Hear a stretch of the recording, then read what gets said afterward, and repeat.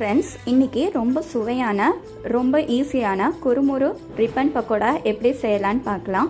ஒரு பெரிய பாத்திரத்தில் 1.5 கப்பு அரிசி மாவு, 1/2 கப்பு பொட்டுக்கடலை, 1/2 கப்பு கடலை மாவு, பெருங்காயத்தூள், மிளகாத்தூள், உருக்கி வச்ச வெண்ணெய் 2 ஸ்பூனு, கூடவே உப்பு எல்லாத்தையும் சேர்த்து நல்லா கலக்கணும்.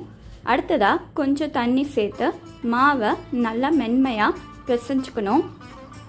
அடுத்ததாக முறுக்கு ப்ரெஷரில் ரிப்பன் பக்கோடா பிளேட்டை வச்சு எண்ணெய் கொஞ்சமாக தடவிட்டு மாவை நிரப்பணும். இப்போது கடாயில் எண்ணெய் சூடானதும் மெதுவாக அழுத்தி போடணும்.